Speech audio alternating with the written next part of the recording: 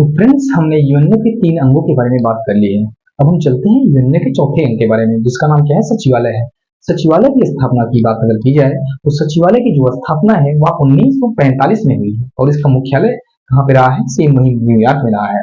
अगर बात कर लें कि जो आपका सचिवालय है इसका कार्य क्या था, तो सचिवालय का जो कार्य था वह था यूएन के प्रतिदिन के कार्यों का लेखा जोखा रखना। मीन्स जो यूएन में प्रतिदिन में जो कार्य होते थे उनके कार्यों का लेखा जोखा रखना सचिवालय का कार्य रहा। अगर हम बात कर लें तो सचिवालय का प्रमुख कौन होता है? सचिवालय का प्रमुख इसका जो है महासचिव होता है, और जो महासचिव होता है इसका चुनाव कौन करता है? तो इसका चुनाव आम सभा यानी महासभा करती है, जिसको आपने किस नाम से देखा था?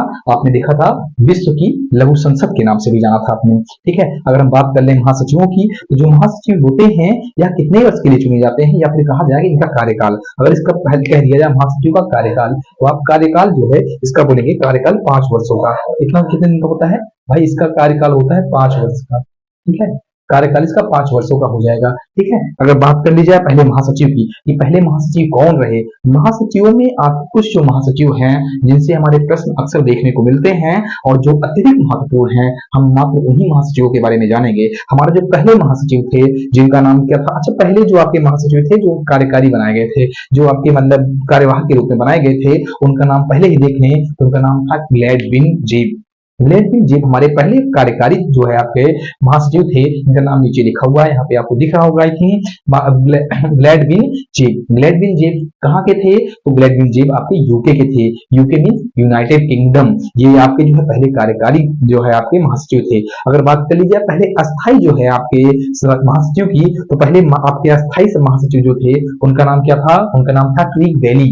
और ट्रिग वैली जो है इनकी खास बात मतलब इनकी ये नॉर्वे के आपके नॉर्वे जो है नॉर्वे के जो है नागरिक थे। और अगर इनकी बात की जाए इंपॉर्टेंट में क्या मिलता है इनके बारे में पूछा जाता है, पहले महासचिव जिसने इस्तीफा दे दिया था। तो अगर ये कहा जाए तो आपके जो पहले महासचिव थे वह आपके पहले ही महासचिव मीन्स सचिवालय के जो पहले महासचिव थे अस्थायी रूप से, वह पहले ऐसे महासचिव रहे जिन्होंने क्या किया? इस्तीफा दे दिया था अपने पद से। ठीक है, अगर दूसरे नंबर की आपकी बात किया जाए, आपके 3 नंबर तक लगातार जो आपके महासचिव हैं वह बहुत ही इंपॉर्टेंट हैं, क्योंकि आपके जो दूसरे आपके महासचिव होते हैं जिनका नाम है ड्रैंग हैमरशोल्ड। अगर आपने पढ़ा होगा तो आपने देखा इनके बारे में, आपको आई थिंक आप इनके बारे में आप शायद जानते हो। तो अगर ड्रैंग हैमरशोल्ड की बात करें, ड्रैंग हैमरशोल्ड ये स्वीडन के नागरिक थे। स्वीडन के नागरिक थे। यह एकमात्र ऐसे महासचिव रहे जिनकी मृत्यु जो है इनके कार्यकाल के दौरान ही हो गई थी। और इनकी अगर मृत्यु पूछा जाए किस प्रकार हुई, तो इनकी मृत्यु जो है विमान से गिरने की वजह से हो गई थी। ये कहीं जा रहे थे और प्लेन जो है वो क्रैश हो गया था, जिससे इनकी मृत्यु हो गई थी। अगर हम बात करें तीसरे आपके महासचिव की, तो तीसरे महासचिव आपके जो थे उनका नाम था यूथॉन्ट। यूथॉन्ट के बारे में क्या इंपॉर्टेंट है? तो यूथॉन्ट जो है आपके म्यांमार के आपके नागरिक थे, म्यांमार के रहने वाले थे। और अगर इनकी बात की जाए तो ये पहले एशियाई के साथ साथ अगर इसमें आपको मिल जाए पहले गैर यूरोपीय, क्योंकि आप पहले देख रहे हैं तो पहले वाले आपके कहाँ के थे? पहले आपके जो महासचिव थे जो मतलब कार्यकारी भी सचिव थे वह यूके के थे। यूके यूनाइटेड किंगडम जो कि आपका यूरोप का एक देश है। दूसरे आपके नॉर्वे के हो गए, यह भी आपका यूरोप का एक देश है। तीसरा स्वीडन, ये भी यूरोप का ही एक देश है। और जब आप तीसरे नंबर के आपके अस्थायी जो महासचिव रहे जिनका नाम लिखते हैं यूथॉन्ट, ये म्यांमार के थे, जो कि आपका एशिया महादेश के अंतर्गत आता है। तो इनके बारे में ये भी पूछा जाता है कि ये पहले महादेश, ये आपके पहले ऐसे महासचिव थे जो गैर यूरोपीय थे, और या फिर आप कह सकते हैं पहले एशियाई थे। पहले एशियाई या फिर आपका गैर यूरोपीय कहा जाए तो आपके यूथॉन्ट थे। अगर हम बात कर ले नेक्स्ट आपका जो इंपॉर्टेंट आ जाता है, तो आपका पूछा जाता है पहले अफ्रीकन या फिर पहले अफ्रीकी महासचिव कौन से थे? तो आपके पहले आपके थे कौन से? Boutros Ghali. बुतरस घाली आपके ऐसे आपके महासचिव रहे जो आपके मिस्र के थे, मिस्र के निवासी थे, और यह पहले अफ्रीकी महासचिव बने। अगर इनकी बातें क्लियर हो गई हों तो हम आगे की ओर बढ़ते हैं। हम आगे देखें तो अंतरराष्ट्रीय हमारा जो नेक्स्ट आपका है यानी 5वें नंबर का जो हमारा अंग होता है वो आपका कौन सा हो जाता है? अंतरराष्ट्रीय न्यायालय मीन्स ICJ, अंतरराष्ट्रीय न्यायालय, international court of justice. Means स्थापना इसकी कब हुई?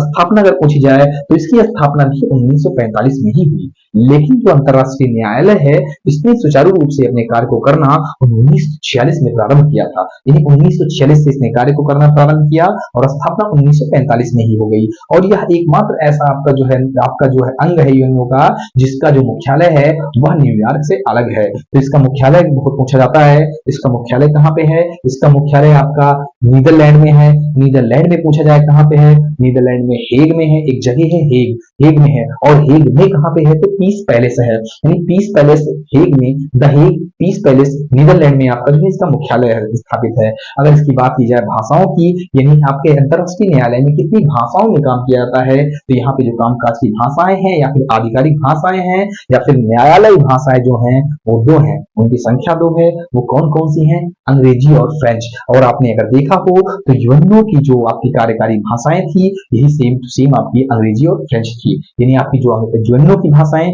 वही यहाँ पे अंतर्राष्ट्रीय न्यायालय की भाषाएं रही हैं।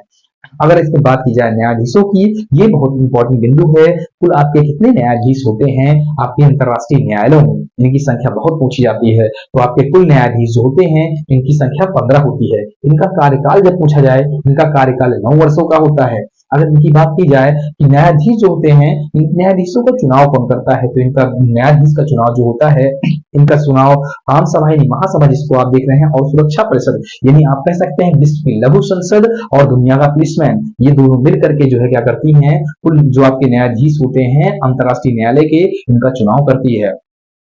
आगे बात कर ली जाए कि यानी क्या आपके एक सदस्य देश से क्या एक सदस्य देश से एक से अधिक हो सकते हैं? तो किसी भी एक सदस्य देश से एक से अधिक न्यायाधीश आपके नहीं हो सकते हैं। कोई भी दो न्यायाधीश एक देश से नहीं होते हैं तथा उनका जो उनके जो अध्यक्ष व उपाध्यक्ष होते हैं, जो न्यायाधीशों में अध्यक्ष व उपाध्यक्ष होते हैं, उनका चुनाव भी इसी में से हो जाता है। और उन अध्यक्ष या उपाध्यक्षों का जो कार्यकाल होता है वह कार्यकाल भी अगर पूछा जाता है तो वह 3 वर्षों का होता है। यानी अध्यक्ष ने अंतर्राष्ट्रीय न्यायालय में अध्यक्ष और उपाध्यक्ष का जो कार्यकाल है वह 3 वर्षों का होता है। और जो है उनके न्यायाधीशों का कार्यकाल कितने वर्षों का होता है? वह 9 वर्षों का होता है।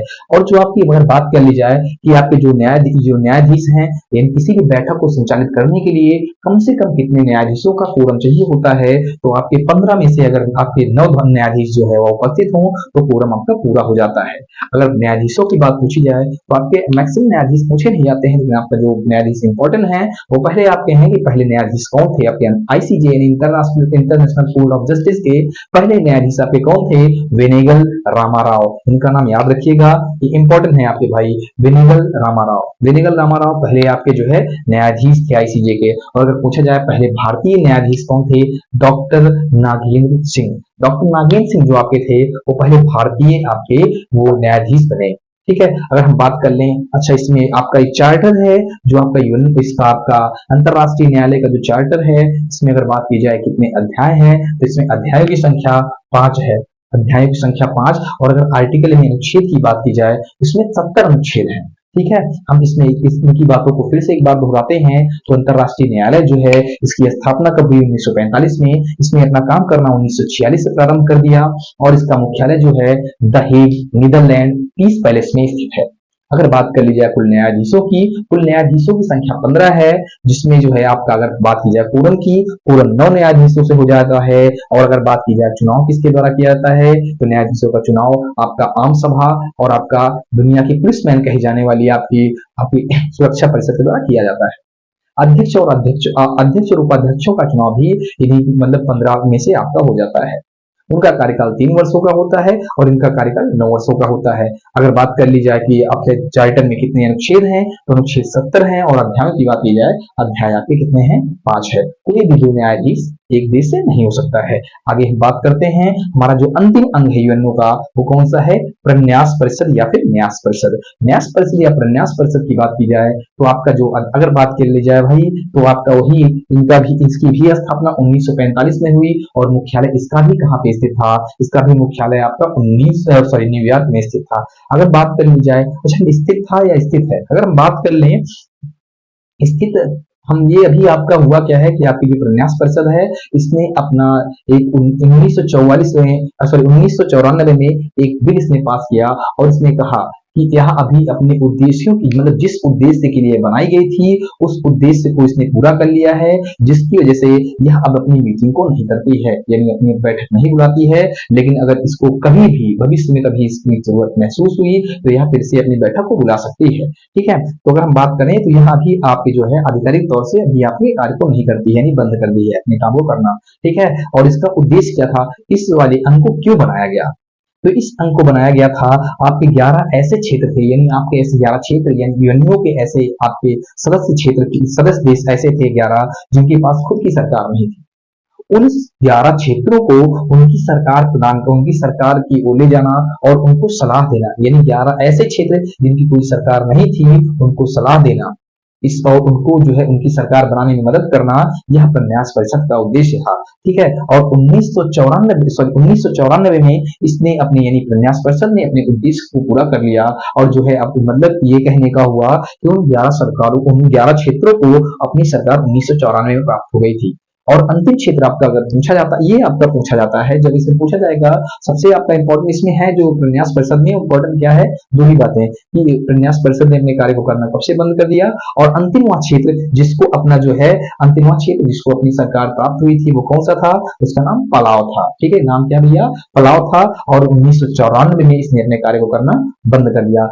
और आपके ये सभी जो है आपके यूएनओ के 6 अंग रहे, इन 6 अंगों के बारे में जितने भी महत्वपूर्ण बिंदु हैं उन सभी बिंदुओं को हमने एक एक करके देखा है और आई थिंक आप सबको ये सब जो जानकारी दी गई है यह पसंद आएंगी। धन्यवाद।